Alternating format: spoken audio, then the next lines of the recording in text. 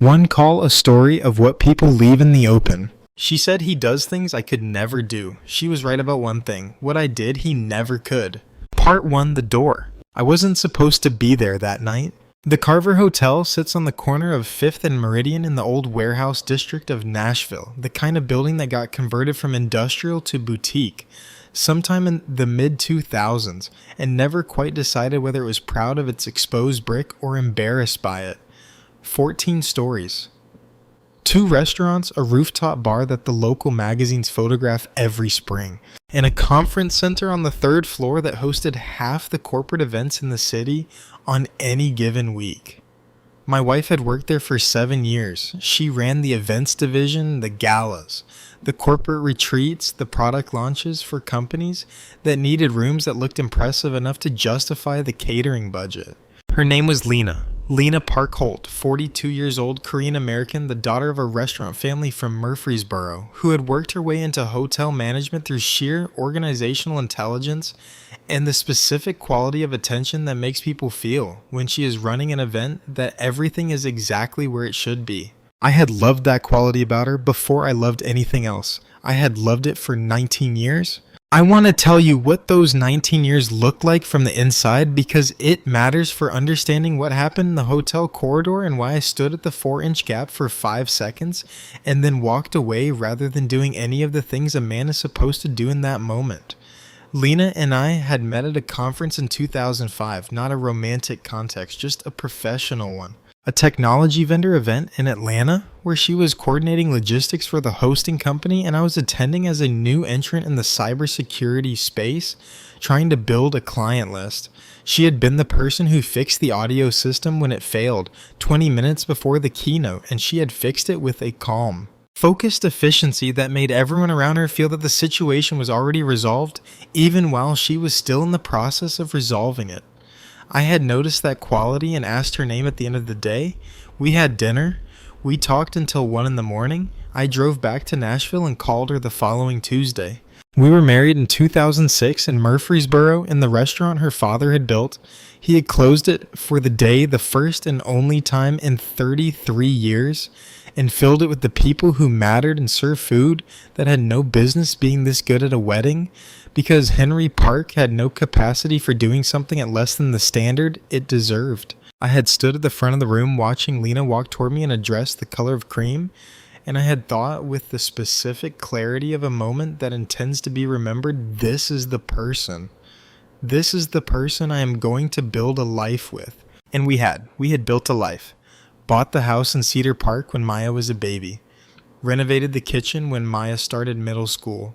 Repainted the fence the summer she finished high school, which was the summer of the primer stain. Built a business mind, growing from 1 employee to 4 over 15 years, and built a career hers. From entry-level event coordinator to division director in 7 years. Built a marriage that looked from the outside, and most of the way from the inside, like a successful marriage. Which is to say it was stable and functional and produced the things marriages are supposed to produce, and ran on the accumulated infrastructure of 2 people who knew each other's habits and had organized their lives around each other's needs. What it had not produced somewhere in the last 5 years was the specific quality of attention I am now able to name precisely because I understand its absence. The quality of making another person feel that they are being looked at rather than accounted for. Being seen rather than managed. Interesting rather than useful. I did not provide that quality to Lena in the last 5 years of our marriage. She did not provide it to me either. We had settled into the comfortable efficiency of people who know each other well enough to anticipate each other's needs and have lost the habit of being surprised by each other. That is a kind of intimacy. It is also a kind of disappearance. We had both disappeared into the machinery of the life we had built, and neither of us had noticed the disappearance until one of us had found a different place to exist. I was there that night because of a man named Warren Cole, the operations director of a mid-sized logistics company called Bridgeline Transport that had been my client for 3 years. Warren had booked the Carver for Bridgeline's annual supplier dinner 40 people 3rd floor conference suite, the kind of event that Lena would have coordinated without giving it much thought.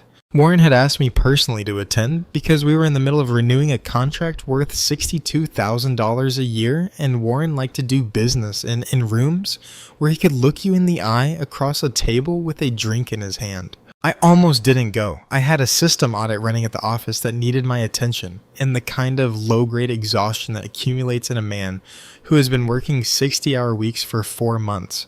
But $62,000 a year doesn't renew itself, and Warren was the kind of client who noticed when you didn't show up for things that mattered to him. So I put on a jacket and drove downtown and took the elevator to the 3rd floor and arrived 10 minutes early, which is my habit. The conference suite was down the main corridor, past the service elevator, past the smaller meeting room, whose door was open maybe 4 inches. I was checking my phone as I walked. I heard her laugh first. Not from the conference suite. From that smaller room, the door cracked 4 inches open, warm light spilling through the gap. Lena's laugh was specific. I had been hearing it for 19 years, and I could have identified it in a crowded stadium. Not the professional laugh she used with clients, the one that was warm and genuine seeming, but calibrated. The laugh of a woman who has learned to make people feel appreciated without actually giving anything away. This was the other laugh, the private one. The one that meant she had forgotten, at least for this moment, that the rest of the world existed. I stopped walking. Through the 4-inch gap, I could see a section of the room, Lena with her back to the wall, her arms at her sides, her head tilted back slightly. A man I didn't recognize, standing close to her, one hand on the wall beside her head, his body angled toward hers with the specific posture of someone who has been in this position before and is comfortable in it. He was tall, well-built, wearing a shirt that fit the way shirts fit on men who pay attention to how shirts fit. His hair was pushed back from his face. He was saying something I couldn't hear through the gap, and Lena was laughing at it, and neither of them was looking at the door. I stood there for approximately 5 seconds.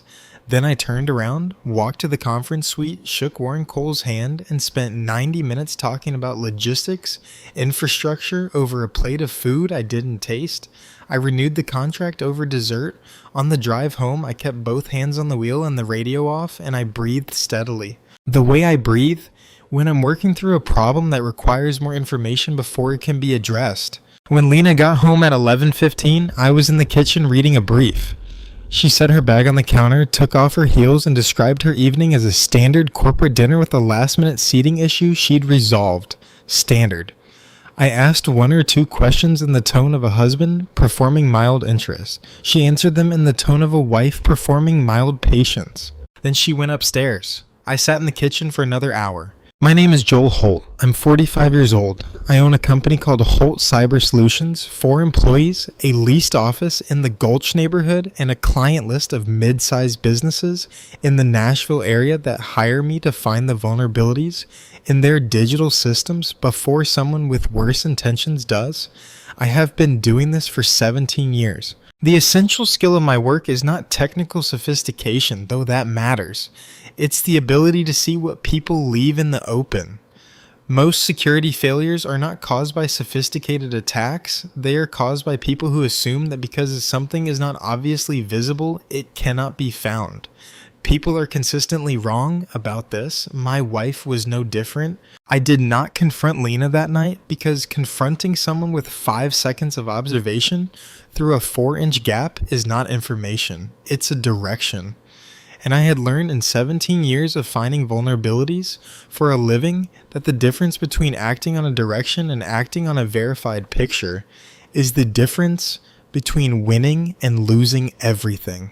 I was not going to lose everything. Part 2, what people leave in the open. 3 days later, Lena told me she was going to her mother's for the weekend. Her mother lived in Murfreesboro, 40 minutes south, and Lena visited regularly or had in the years when her mother's health required it. Her mother had been in good health for the past 2 years. I said to have a safe drive and asked her to say hello to Mrs. Park for me. She left Saturday morning. I stayed home. I want to be precise about what I did in the following 72 hours because people make assumptions. They assume rage or the bottle or the dramatic gesture. None of that. What I did was work. The kind of quiet, systematic work that I do every day for clients who pay me to find what's hiding in plain sight. First layer, Lena's social media. She was active on Instagram under her professional handle, which was her name, plus the hotel's tag.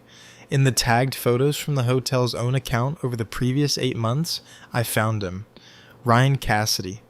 The hotel's in-house photographer brought in 6 months ago on a part-time contract to document events for the Carver's marketing materials. 38 years old, freelance background, previously based in Atlanta. In the tagged event photos, Lena appeared in the background of 11 different images. In 6 of those 11, Ryan Cassidy was within arm's reach of her. In 3, they were the only 2 people in the frame captured in the peripheral edge of a shot that was nominally about something else. Second layer, our joint credit card statements, which Lena handled. I had not looked at them in 2 years, a division of household labor that had calcified into habit. When I pulled them now, I found 8 months of charges at a restaurant called The Larder on Charlotte Avenue Tuesday evenings, consistently always the same amount, always a table for 2. The Larder was 4 blocks from the Carver. On the Tuesdays in question, Lena's calendar showed evening event coverage at the hotel, which would have ended by 8. Third layer, a payment application on Lena's tablet, which was linked to our household account and which she used to split bills with her sister and occasionally pay for things she described as personal purchases. I accessed it through the household network because we had set up shared account access when we renovated the house 4 years ago, and Lena had never updated the permissions. 11 months of transfers amounts between $100 and $400 tagged with descriptions, like wellness and personal development and photography workshop. The receiving account was registered to a user whose profile photo I recognized from the hotel's Instagram. Total over 11 months, $8,340. I printed everything. I organized it into a folder. I locked the folder in the drawer of my desk in the home office, and I sat in my chair for a long time looking at the wall. Then I thought about who I needed to call. I had worked at the Carver Hotel 2.5 years earlier, not as an employee, a consultation. The hotel's parent company had experienced a data breach at a property in Memphis and had brought me in to audit the Nashville location's network infrastructure. I had spent 3 weeks in that building. The person who had hired me was the general manager, a man named Philip Garrett. Philip and I had stayed in occasional contact since the kind of professional friendship that involves lunch twice a year and the exchange of referrals when something relevant comes up. Philip was the kind of man who paid attention to what was happening in his building and did not enjoy surprises. I knew 2 things about him that mattered for the situation. The first was that he was meticulous. The second was that Ryan Cassidy's freelance contract was up for renewal in 6 weeks. Monday morning, 8:45, I called Philip Garrett's direct line. He picked up on the second ring. I identified myself, said I had come across something he should know, and asked if he had 15 minutes. He said yes. I told him without editorializing that I had a documentation showing a pattern of personal meetings between a member of his event staff and a contracted vendor on company time, coordinated through a shared payment account that appeared to be funded partly from hotel expense allocations. I told him the documentation was clean and I would send it to his private email if he confirmed receipt was appropriate. He confirmed. I sent it. The call lasted 11 minutes. No anger. No satisfaction, just the specific hollow feeling of having pulled a pin out of something that cannot be put back. I set the phone on my desk and looked out the window at the gulch below. Nashville at 9 in the morning, the construction cranes the coffee shop line on the corner, the ordinary indifference of a city going about its business. I thought about Lena laughing in that room through the 4-inch gap in the door in about 19 years and about our daughter Maya, who was 21 and finishing her junior year at Vanderbilt and who had no idea that the foundation of her parents' marriage had been quietly hollowing out for the better part of a year. Then I opened the audit running on my secondary monitor and went back to work. Part 3, the family. I need to tell you something about our daughter before I tell you what happened next, because Maya is not a peripheral character in this story, even though she appears in it only at the edges. She is in many ways the reason the story ends the way it does, rather than some other way. Maya Jin Holt, 21 years old, pre-law at Vanderbilt in the spring semester of her junior year, living in an apartment near campus with 2 roommates and a schedule that she managed with the same organizational precision her mother brought to hotel events.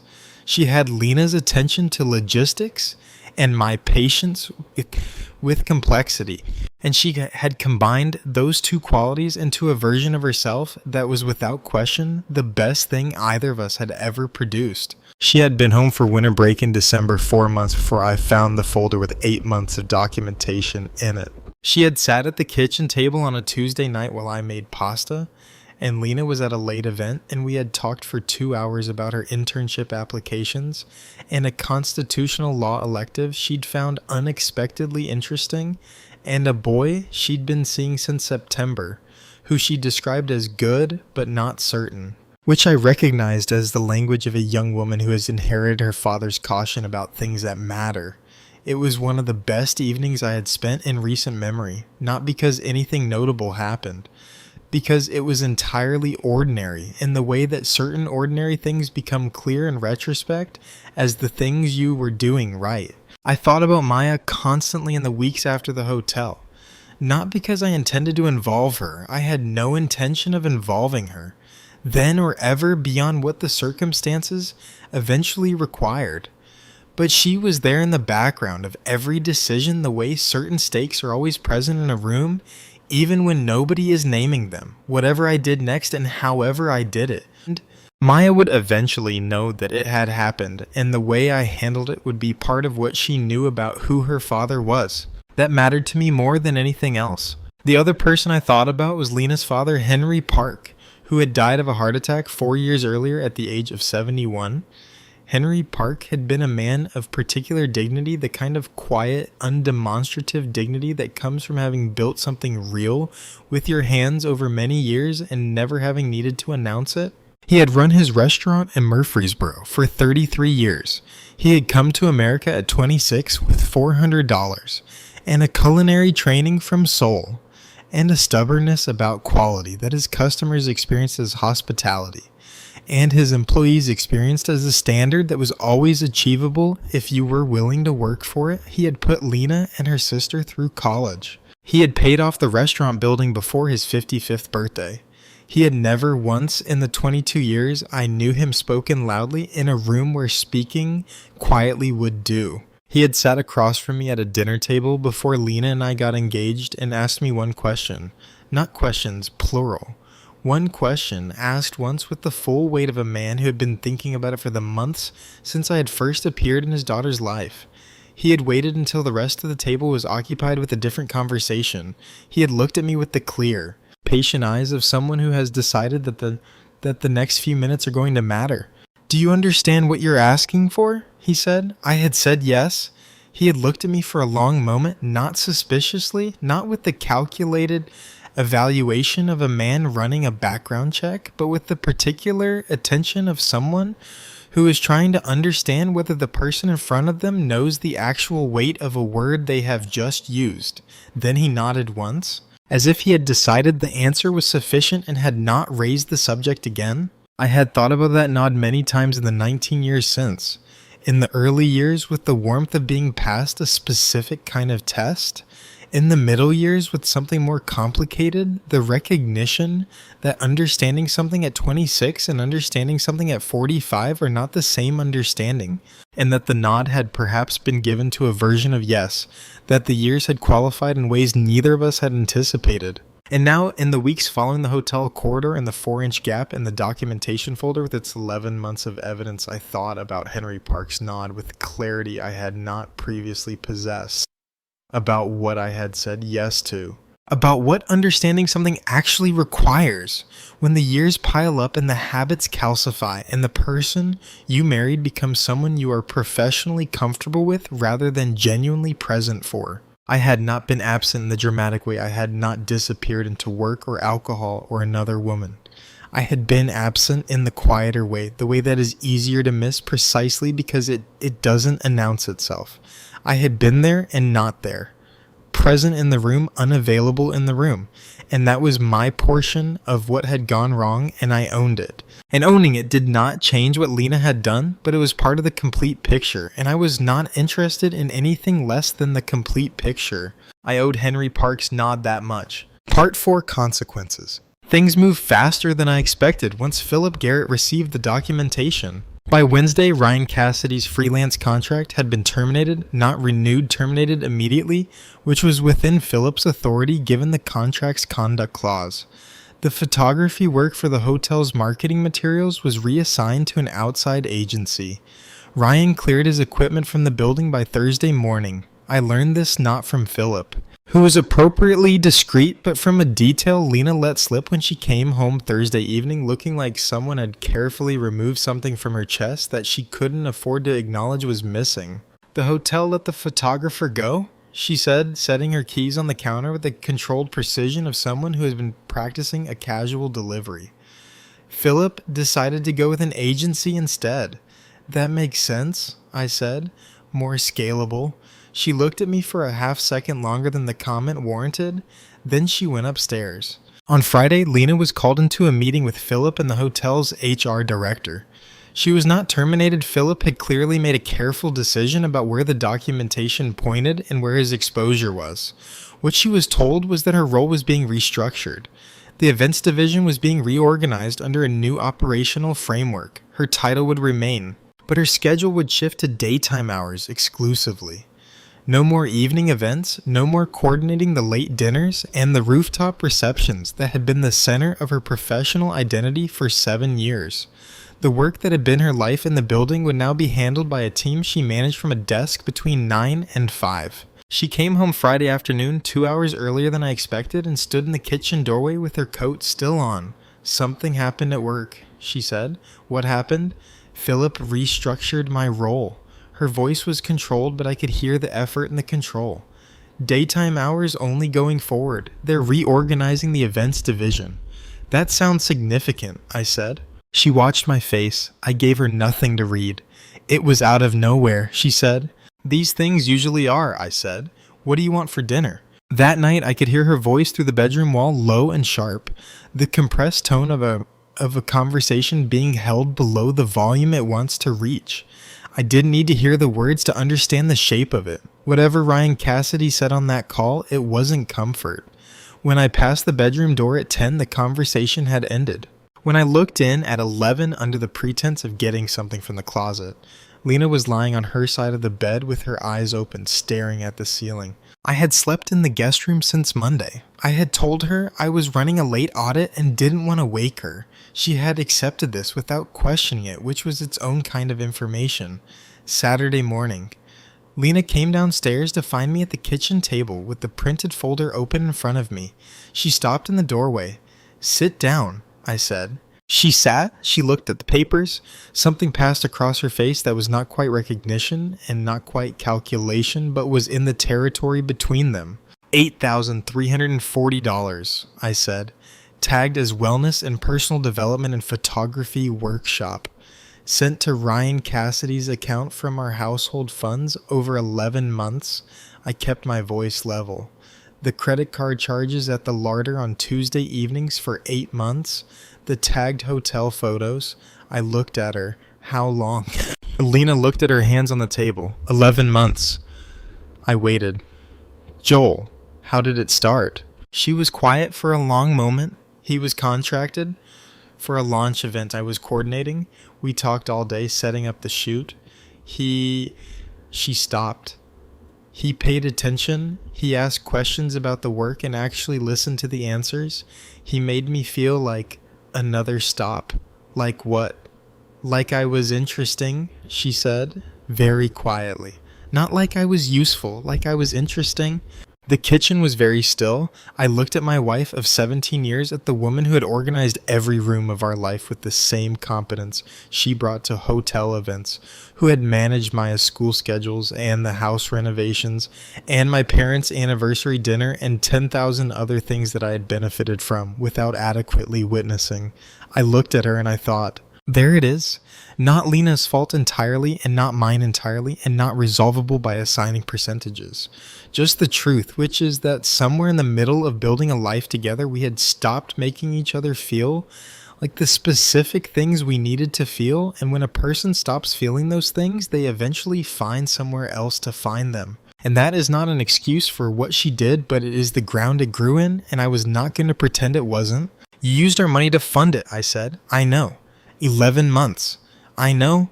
And you labeled it dry cleaning, I said. Not because the label was the worst thing, because the specific smallness of the lie was its own kind of statement about what she had thought of me. Lena closed her eyes. When she opened them, something had changed. I'm sorry, Joel. Not as a legal statement.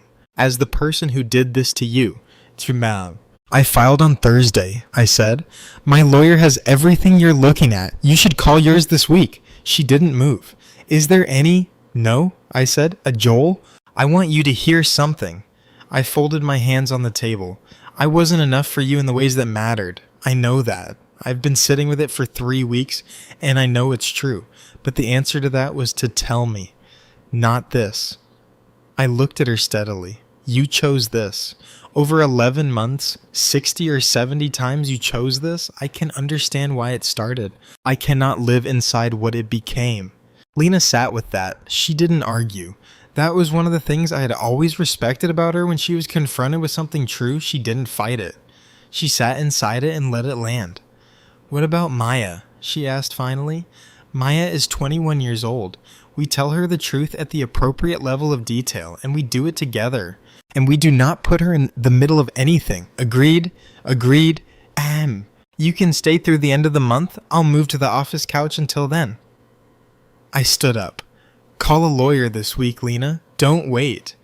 I walked out the back door and sat on the porch steps for a long time. The May morning in Nashville, the particular warmth of it, the birds, the neighbor's dog moving through the yard 3 fences down. The ordinary, uninterrupted life of a Saturday that had no idea what was happening at this address. Then I went inside and made coffee and started reviewing the proposal I'd been neglecting for 3 days. Part 5, The Man at the Door. He came on a Sunday. I was on the back porch with my laptop reviewing a network diagram when I heard a car I didn't recognize pull into the driveway. Not the sound of it, but the cessation of the sound. The engine going quiet in a place where unfamiliar engines don't usually go quiet. I closed the laptop and walked around the side of the house. Ryan Cassidy was standing at the end of the driveway. He looked significantly different from the man I had seen through the 4-inch gap in the hotel corridor door. Smaller, somehow not in stature, but in the particular quality of presence that a man projects when he is certain of his position. He wasn't certain of anything right now. He was wearing jeans and a plain shirt, and he hadn't shaved in what looked like several days, and he was holding his keys in one hand and not doing anything with them. He saw me and stopped. You Joel? He asked. Yes. He looked at the house, then at me. I'm not here to cause trouble. His voice had the careful flatness of someone who has rehearsed an opening line and is hoping it holds up in the actual moment. She told me you two were already done, that the divorce was decided. When did she tell you that? About a month ago. He shifted his weight. She said you'd been separated for 6 months, that you were staying together for paperwork reasons. He swallowed. She told me she was already gone from this marriage and was just waiting for the logistics to clear. I looked at him for a moment. She told me she'd been working late. Ryan closed his eyes briefly. When he opened them, he looked older than 38. She told me you didn't care anymore. That you were there physically, but you'd checked out years ago. That she'd been invisible to you for so long she'd forgotten what it felt like to be seen. I stood with that for a moment. It was not entirely without truth, which was the part that required standing with it. How did you find out it wasn't true? I asked. Philip called me Wednesday morning, before he told me about the contract. He exhaled. He told me there was documentation, expense records, a pattern. He said the information had come from someone who clearly knew the building and knew how to find things that weren't obvious. He looked at me directly. It took me about 30 seconds to figure out that wasn't a coincidence. No, I said. It wasn't. The money, Ryan said. I didn't know it came from a joint account. She told me it was from a personal savings account she kept separate from the household funds. I would never have. He stopped. I know that doesn't change anything for you, but I want you to know I wasn't knowingly taking from your family. I studied him. He was a man who had been handed a version of someone else's life that was designed to make his choices seem acceptable, and he had taken it because he had wanted to, which was human and which didn't make him a monster, which was not the same as making him a person I was going to thank. She had a version for you, I said. She had a version for me. Neither of them was the complete picture? He nodded once, looked at the house again. She's inside. Yes. Yeah. I don't want to see her. He said it quickly. I just needed to tell you that I didn't know the full story, and that I'm sorry for the part I played in it regardless. He pocketed his keys. That's all. He walked back to his car. I watched him back out of the driveway and pull onto the street and disappear around the corner. Then I stood in the driveway for a long time thinking about the specific loneliness of being lied to by someone who knew exactly which version of the truth you needed to hear. I went back to the porch and opened my laptop. I called Maya that evening. She was at the library studying, and she answered in the hushed tone of someone who is managing multiple things at once, which was always how she answered. We talked for 30 minutes. I told her the shape of what was happening, not the details, not Ryan's name, not the folder with the documentation, just the shape. Her parents were separating. The process was underway. It was not her fault and had nothing to do with her, and she would hear the complete story when we were both ready to tell it completely. She was quiet for a long time. Then she said, "Are you okay, Dad?" "I'm going to be," I said. "That's the most honest answer I have." "Okay," she said. "Okay." A pause. "I'm coming home this weekend." "You don't have to." "I know I don't have to. I'm coming home." She hung up. I set the phone on the porch railing and looked at the backyard, the garden Lena had planted 3 springs ago, the magnolia tree we'd put in when Maya finished high school, the section of fence I'd been meaning to repaint for 2 years. The ordinary geography of a life that was in the process of reorganizing itself. I thought about Henry Park's nod, about what I had said yes to 19 years ago, about what understanding something actually requires. When you discover you understood it less completely than you believed. I didn't have a good answer, but I thought that the fact of sitting with the question honestly, without looking for the version of it that was easiest to carry, that might be the beginning of one. Part 6, the space between. The month that followed was not what I expected. I expected conflict.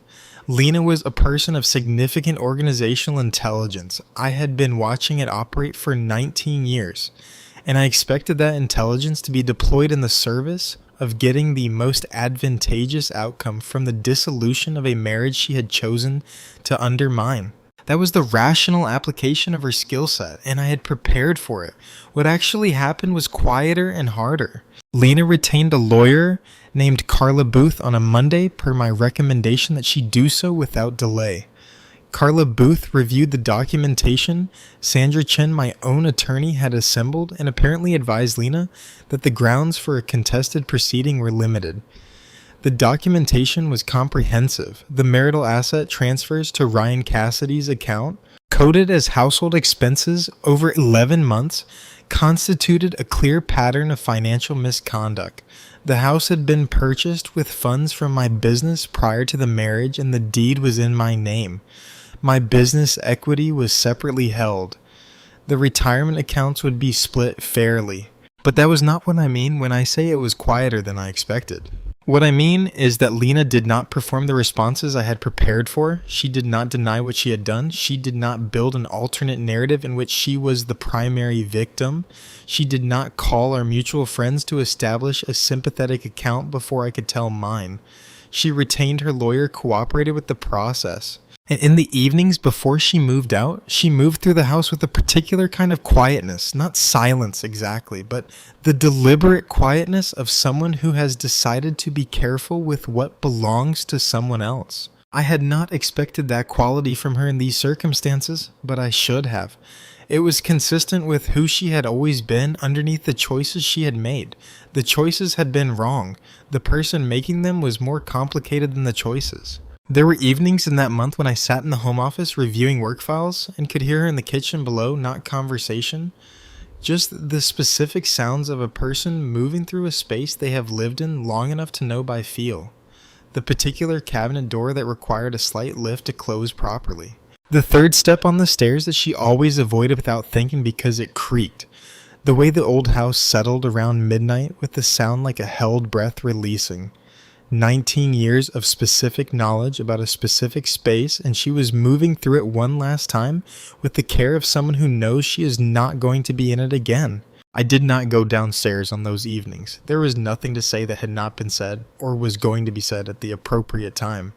But I sat in my office and I heard those sounds and I let them be what they were, not painful, exactly, not sentimental exactly, just the accurate sound of something ending which has a specific quality that nothing else has, and which deserves to be heard clearly rather than managed. She found me on the back porch one evening, 2 weeks before she left. She sat on the step below mine without asking, and we were both quiet for a while. "My mother called me this week," she said finally. "How is she?" "Asking about you, actually." Lena looked at the garden. "She wanted to know if you were all right." "That's kind of her." "She's always liked you more than she let on." A pause. She said you were the kind of man who shows up for things slowly and without announcement, and that she'd always thought that was the most reliable kind. Lena's voice was steady, but I could hear the cost of the steadiness. She said she was sorry I hadn't been able to see it until too late. I didn't say anything. "She's right," Lena said. "She's been right about a lot of things I've needed longer than I should have to understand." She looked at her hands. "I'm not saying this to change anything. I know it doesn't change anything. I'm saying it because you deserve to hear it from me directly without a lawyer present and without it being part of any process." "I hear it," I said. Mrs. Park had called me separately 2 days earlier. She had used the landline at her house in Murfreesboro, the number that had not changed since before I married her daughter, and she had spoken in the careful, precise English she always used when she wanted to be sure she was understood correctly. She had said, "Joel, I know what happened. I know what my daughter did. I am not calling to apologize for her because the apology is hers to make and she has made it or will make it on her own terms. I am calling to tell you that I will always consider you family regardless of what the paperwork says," and that Henry would have said the same thing. I had sat in my office for 10 minutes after that call before I could go back to work. "Joel?" Lena looked at me. "Was there in the last few years, was there something I could have said? Something that would have changed how we were together?" I thought about it seriously enough that the answer took a while. "I think you could have said that you felt invisible," I said. "And I think I should have been paying enough attention to notice that you hadn't said it." She nodded. "That's honest. It's the only kind I have left for us." She went back inside. I sat on the porch until it was full dark, listening to the city, thinking about all the conversations that had not happened in 19 years, and about whether any specific one of them could have changed the trajectory, or whether the trajectory had been set by 100 smaller things, none of them decisive on their own. All of them adding up to a distance that neither of us had measured until the distance had become the whole story. I didn't arrive at a clean answer. I'm not sure clean answers exist for questions like that. But I sat with it honestly, which was what I owed it. Part 7, Maya comes home. She drove up from campus on a Friday evening in a car that needed its oil changed, which I noticed immediately, and which she waved off with the specific impatience of someone who has not yet had enough car trouble to take oil changes seriously. "I'll do it this weekend," I told her, and "you say that every time. This time I mean it." She dropped her bag in the front hallway and walked through the house with the attentive measuring look of someone taking inventory of a space they have an emotional history with. She was doing it consciously, I thought, noting what was the same and what was already beginning to change in the way things change when a life is being reorganized. Lena was in the kitchen. The two of them had spoken twice since I told Maya about the separation. Long calls that I had given them privacy for sitting on the porch with my laptop while the conversation happened indoors. I didn't know what had been said in those calls. I didn't ask. That was their territory, and they were both adults. And the conversation between a mother and a daughter when a family is breaking apart is not something a father gets to curate. I made dinner. The three of us ate together at the kitchen table that had been the kitchen table for Maya's entire conscious life. The one with the scuff on the corner she made when she was 7. The one where we'd done homework and argued about curfews and celebrated her acceptance to Vanderbilt with a bottle of champagne that Lena had kept cold for 2 weeks in anticipation. We talked about Maya's internship applications, about a professor she found genuinely interesting, about the constitutional law elective, about things that had nothing to do with what was happening and everything to do with it. After dinner, Lena went to bed early. Maya and I sat on the back porch. She was quiet for a while. Not uncomfortable.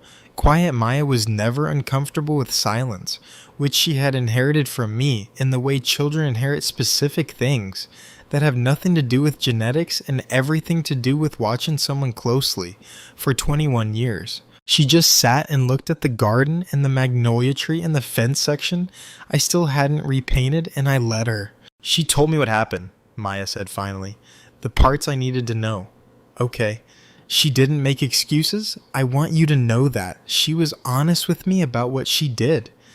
I expected she would be. Maya looked at me. Are you angry? Less than I thought I'd be. Because of the paperwork going your way? No, I said. Because I've been spending a lot of time thinking about what my part of it was.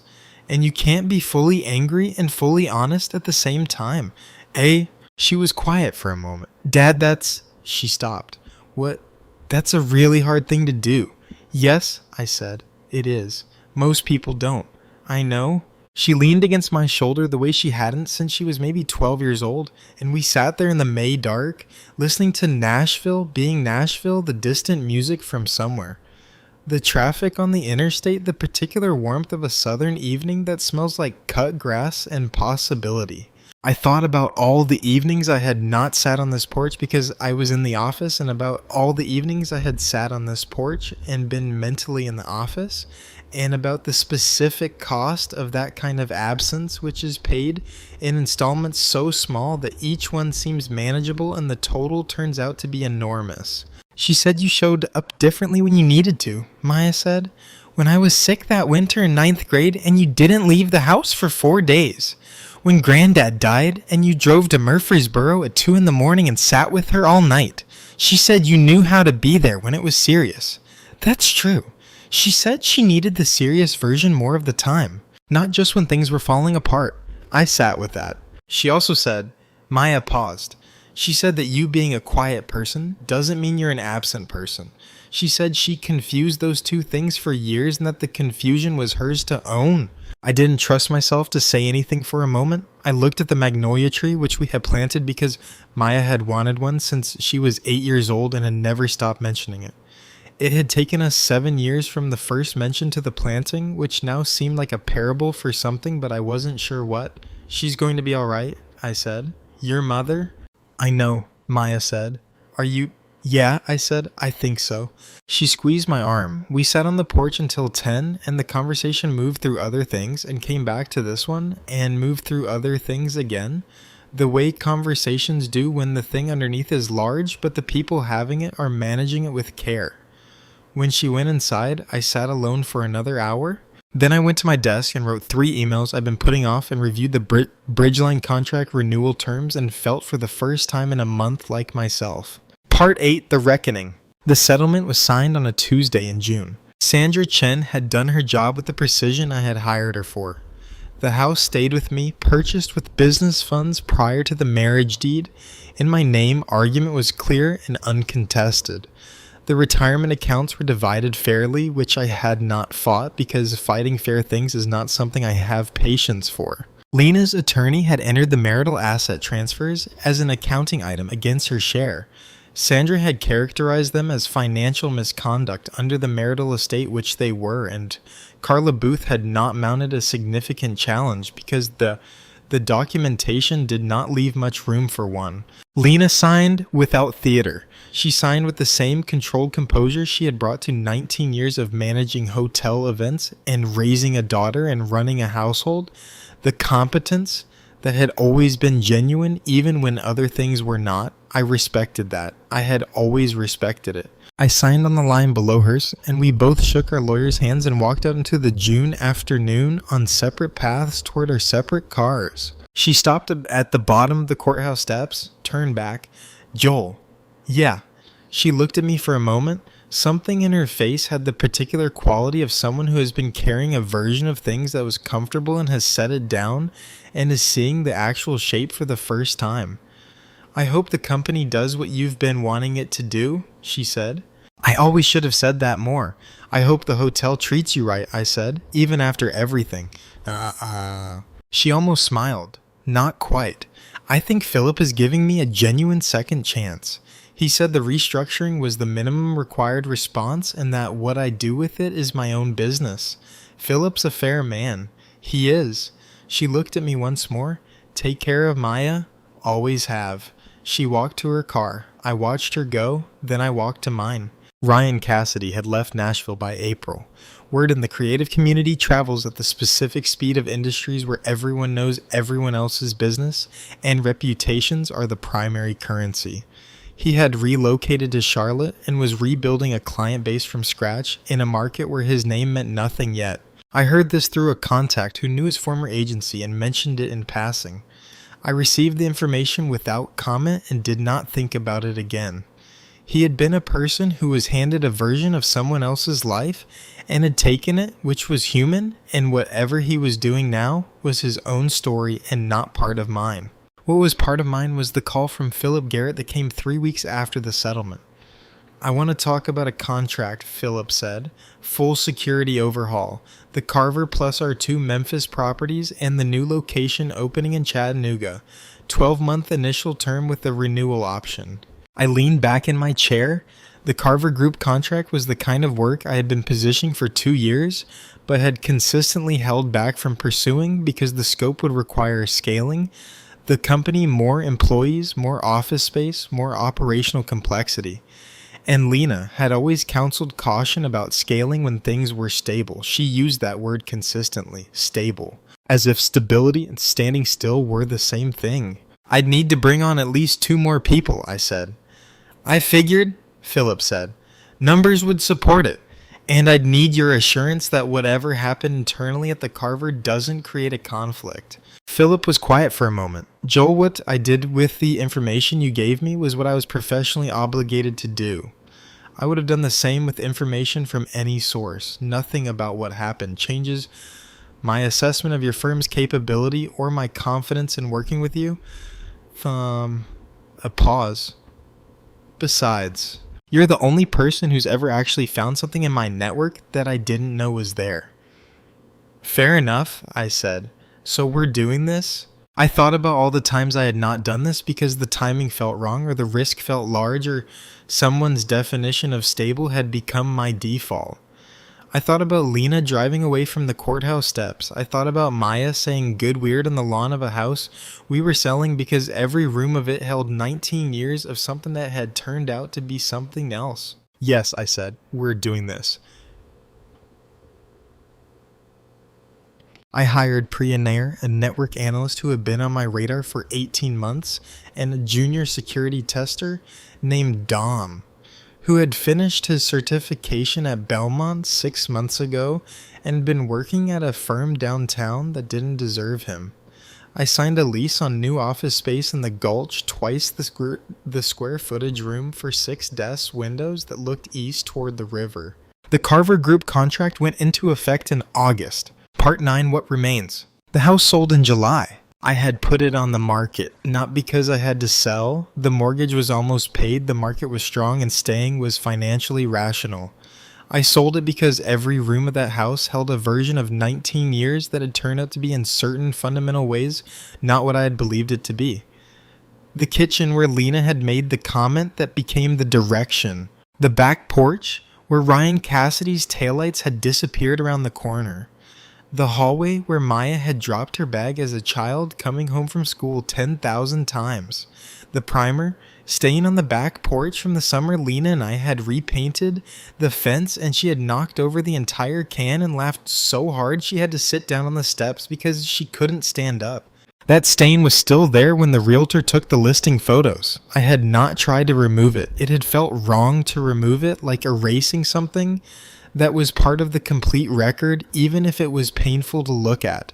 What I want to say about the stain is that it was real laughter.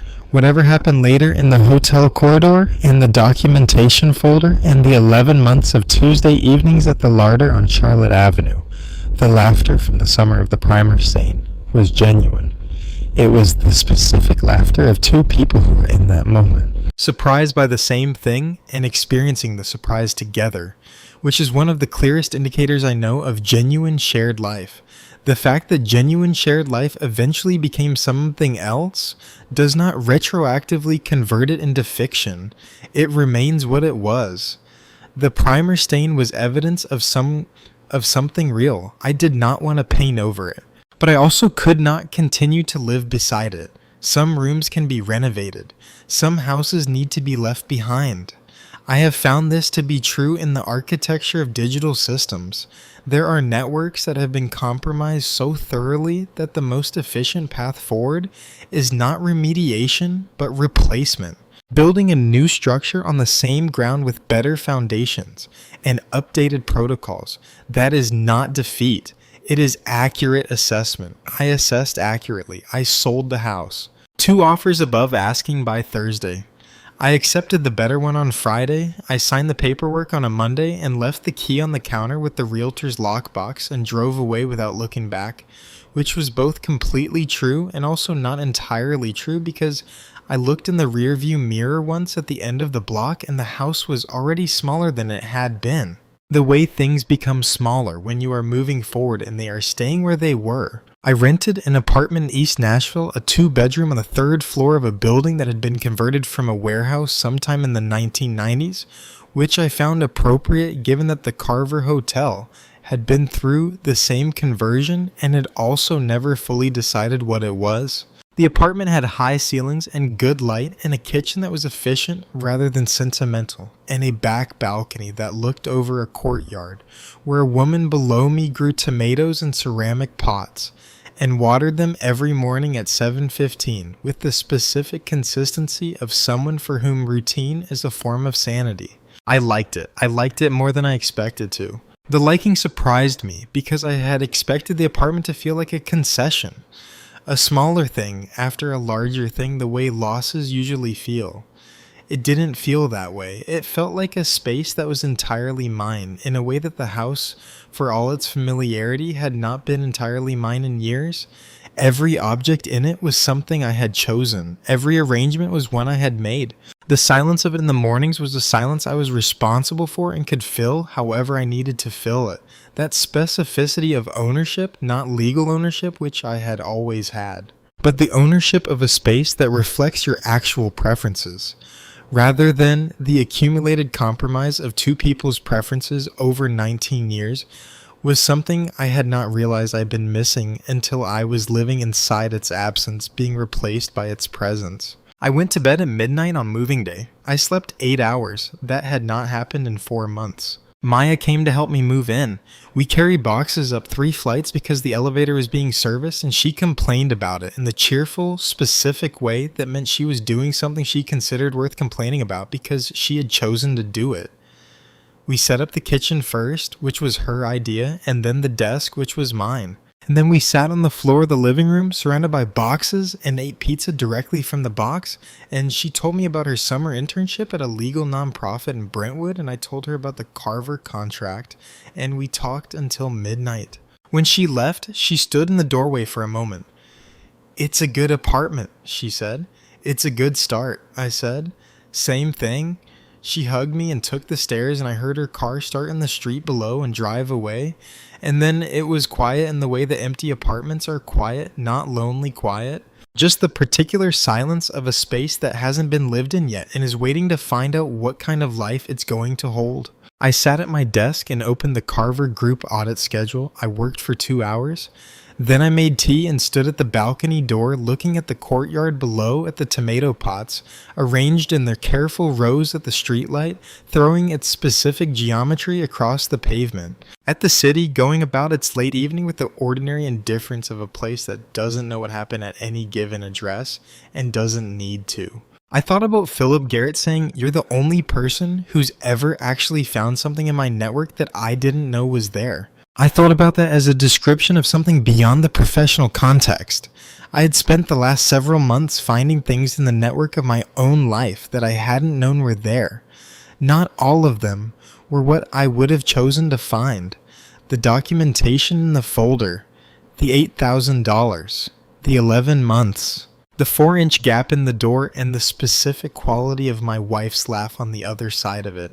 But also the conversation with Maya on the back porch about absence and presence, the weight of Henry Park's nod, the evening I sat with Lena on the porch steps and we talked about the things that hadn't been said, the moment Ryan Cassidy drove away and I stood in the driveway understanding that being deceived by someone who knew which version of the truth you needed to hear was a specific kind of loneliness. All of it was information. All of it was part of the complete picture, and the complete picture was more complicated and more honest than the version I'd been living in, and that honesty, as uncomfortable as it was the thing I was going to build the next part of my life on. I went to bed at midnight. I slept 7 hours.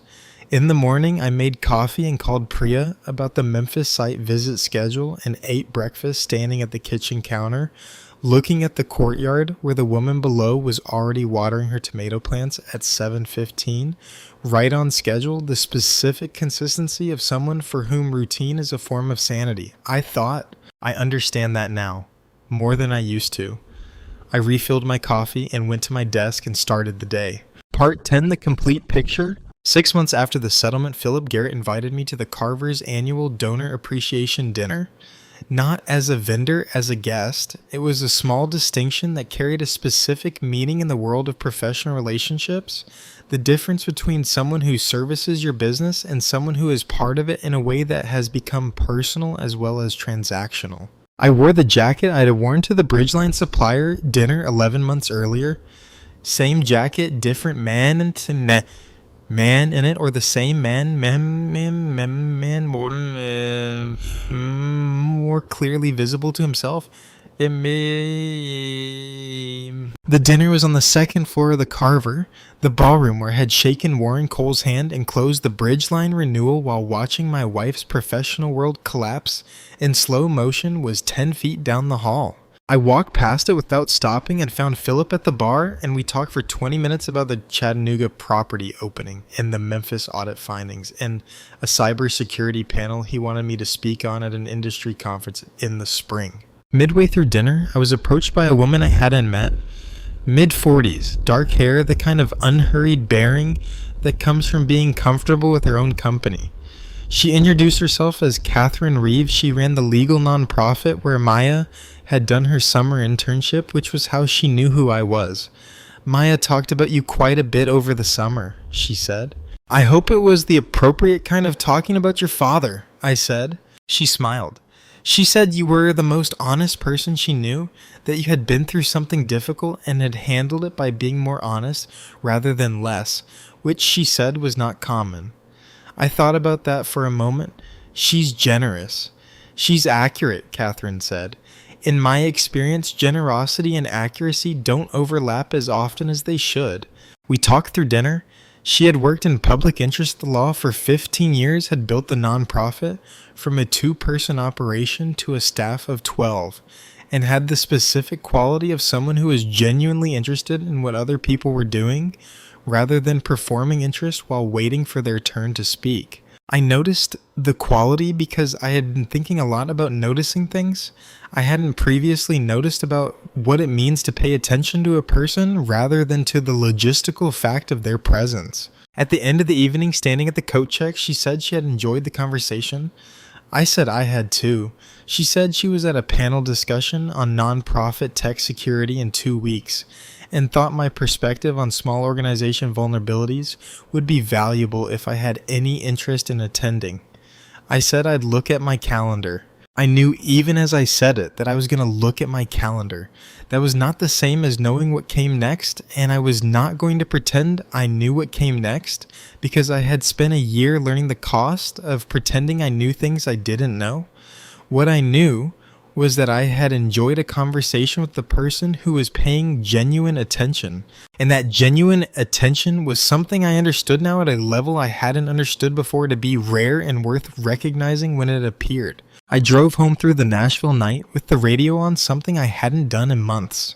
The city was doing what it does in November, the light on the river, the downtown skyline, the ordinary, brilliant indifference of a place going about its business without reference to any individual life within it. I drove through it and thought about the Carver Group contract and the Memphis site visit and the Chattanooga opening and the panel in the spring and all the things that were building in the space that had opened up when other things had ended. I thought about the primer stain on the back porch of a house that belonged to someone else now, about the 4-inch gap in the hotel corridor door, about Henry Park's nod and what I had said yes to and what understanding something actually requires, about Ryan Cassidy driving away around the corner, about Lena on the porch steps saying I confused those two things for years and that the confusion was mine to own, about Maya in the apartment doorway saying same thing, about Catherine Reeves saying generosity and accuracy don't overlap as often as they should. I thought the complete picture is always more complicated than the version that's easiest to carry. The easiest version is the one where you are entirely right and the other person is entirely wrong, and the story ends with a satisfying accounting of who got what. The complete picture includes your own portion, your own silences, your own habit of being present in the room and unavailable in the room, your own assumption that stable and sufficient were the same thing when they have never been the same thing. The complete picture is harder to carry. It is also the only one worth carrying because it is the only one that is true. And truth, in my experience, is the only foundation that holds weight over time. Everything built on something else eventually finds the thing it was built on, and if that thing is not solid, the structure fails. I had spent 17 years finding that principle true in digital systems. It turned out to be equally true in lives. I parked in the lot below my apartment building. I sat in the car for a moment, then I got out and took the stairs to the 3rd floor and unlocked the apartment and stood in the kitchen and made tea. And while the water was heating, I called Maya, and she answered on the 2nd ring, and I said, "Nothing urgent, just wanted to hear your voice." And she said, "Dad," and I said, "I know." And she laughed the way she laughs when she's genuinely amused, rather than performing amusement, and we talked for 40 minutes about nothing urgent and everything that mattered. After I hung up, I sat at my desk and opened the Chattanooga site plan. I worked until midnight. The apartment was quiet, in the way of a space that has been lived in long enough to become familiar without becoming sentimental. The tomato pots in the courtyard below were dark at this hour. The city was doing what it does. I was doing what I do. My name is Joel Holt. I am 45 years old. I find what people leave in the open. I did that once in a hotel corridor through a 4-inch gap in a door, and I did it again in the digital systems of my own marriage, and I did it one more time in the complete accounting of my own responsibility for the life I had been living. All 3 findings were part of the same investigation. All 3 were true. The complete picture is always more complicated than the version that's easiest to carry. I know that now better than I have ever known anything. I intend to keep knowing it. I refilled my tea and went back to work. The end. Cast of characters. Joel Holt, owner of Holt Cyber Solutions, Nashville, 45, 4 employees, a leased office in the Gulch, 17 years of finding what people leave in the open. A man who is present in the room and unavailable in the room, and who spends the course of the story learning the difference between those two things and what the difference costs. Lena Park Holt, events director at the Carver Hotel, 42. 19 years of organizational intelligence applied to running a household, a hotel division, and a marriage. Made a specific choice over 11 months and did not make excuses for it when the choice was found. Ended the marriage more honestly than she conducted the last year of it. Ryan Cassidy, hotel photographer, contracted, freelance, 38. A man who was given a version of someone else's life that made his choices seem acceptable. not a monster. Not a person who comes out of this story with anything he entered it with. Gone to Charlotte, starting over, which is the appropriate consequence. Maya Jin Holt, Joel's daughter 21, pre-law at Vanderbilt, the best thing either of her parents produced. Present at the edges of this story in the way that children of separating marriages are present, not at the center, which is where they shouldn't be, but in the space around the center, which is where they always are anyway. Philip Garrett, General Manager, the Carver Hotel, a fair man who acted on information he received with professional obligation and without personal agenda, and who extended the appropriate second chances at the appropriate time. Sandra Chin, Joel's attorney, did her job. That is its own kind of excellence. Carla Booth, Lena's attorney, did her job within the constraints the documentation created, which were significant constraints. Henry Park, Lena's father, deceased, appeared once in the story and once in Joel's memory, which is the same number of times a man with that kind of presence needs to appear. Catherine Reeves, director of a legal nonprofit in Brentwood, introduced at the end as the beginning of something that this story does not presume to predict. Priya Nair, new network analyst at Holt Cyber Solutions, hired because the Carver contract demanded scaling and scaling had been overdue. Warren Cole, client at Bridgeline Transport. The reason Joel was at the Carver Hotel the night of the 4-inch gap in the door. A $62,000 contract that led to the beginning of the end of one life and the beginning of a better one. The most important security finding I have ever made was not in a corporate network, it was in the 4-inch gap of a hotel corridor door, and in the folder I built from it, and in the honest accounting of my own portion of what had failed. I had found the vulnerability, I had documented it, I had addressed it, and then I had asked myself the harder question. What in the system I was responsible for had made that vulnerability possible in the first place? That question, answered honestly without the comfort of a version that absolved me entirely, was the beginning of building something that would actually hold. Some investigations end with a finding. The useful ones end with a rebuild. I had done both. That was the work.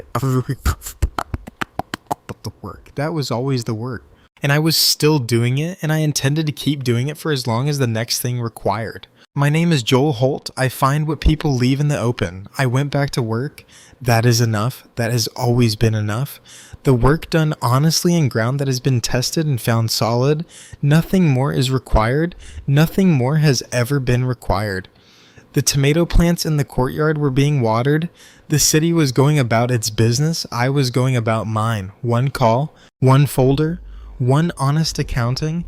That was the whole story, and it was enough.